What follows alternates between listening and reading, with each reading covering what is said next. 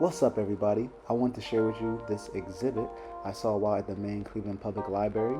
The Archive by Rebeca Louis Law is a collection of about 400,000 dried flowers from Law's previous exhibit, with the addition of about another 100,000 from Northeast Ohio.